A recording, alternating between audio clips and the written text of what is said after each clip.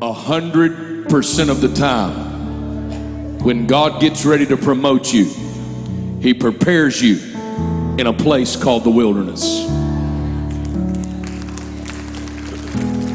We speak of it as transition, we talk about process, but the Bible simply calls it the wilderness.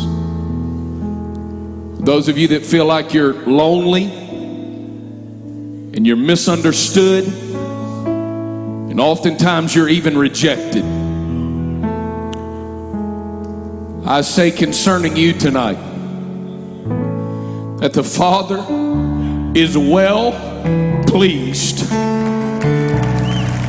And we say there's grace granted to move forward with great faith, with great fire, and with great power to the glory of God. Jesus receives his earthly coronation in a season called baptism. He goes down to meet John the Baptist at the river called Jordan. The Bible said that John baptizes Jesus after a short debate about who needed to baptize who. John baptizes Jesus. The Bible said the sky splits. The Spirit of the living God descends upon Jesus like a dove. And the voice of the Father said, "This is my beloved Son, in whom I'm well pleased." Finally, he made it. 30 years, Rick, of faithfulness. 30 years of obeying parents he created. That should have come up in at least one teenage argument. When they tell him what time he's supposed to be home and he tells them, "I created you. Before Abraham was, I am." 30 years of process, 30 years of preparation, 30 years of sitting on a power and an authority that rightfully belonged to him as an heir to the throne of Almighty Yahweh God. He sits on that authority. He comes into the place of his coronation. The Father says, "This is my beloved Son, in whom I'm well pleased." And the next verse does not say he turns water into wine. The next verse does not say he raises the dead and heals the sick and casts out devils and multiplies fish and loaves. The next verse said the Spirit led him into the wilderness. That once the Father publicly identified him, the next session he had to participate in was a season called the wilderness. And it was not, hear me, it was not because of the Father's displeasure. The wilderness was the staging area for the greatest demonstration of the power of God that the earth had ever seen before.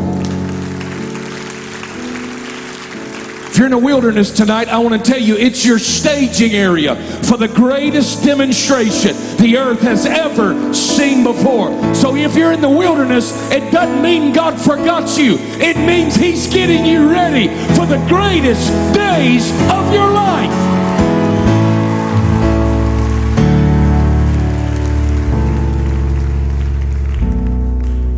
Who shows up in the wilderness?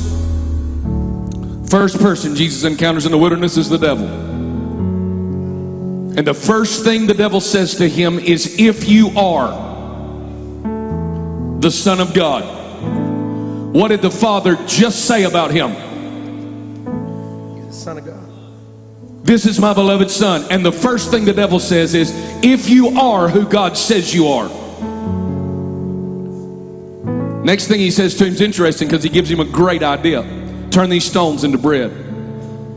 He does not ask him to sin. He asks him to do something that in that season made a lot of sense.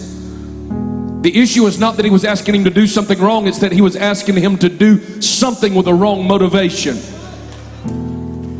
He was saying, now that God said you're His Son, you need to do something to prove you are who He says you are. This is how we end up on a treadmill called performance. That's Once the Father says who you are, then the enemy whispers to you, if you really are who he says you are, then you need to start doing something to prove it. Here's the primary challenge in the wilderness. I'll show this to you, and then I'm going to ask Rick to sing through that one more time again. There's a primary challenge in the wilderness. The devil shows up to Jesus. He says, if you are the Son of God. He left out one word. The Father did not say, this is my Son. He said, this is my beloved Son.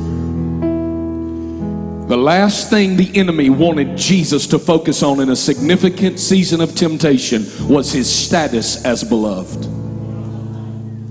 The number one resource that you have in fighting for your identity and in fighting against the temptation trying to rob you of your identity is that no matter where I am or what I'm going through, one thing never changes. His love never fails, his love never gives up, and his love never runs out on me.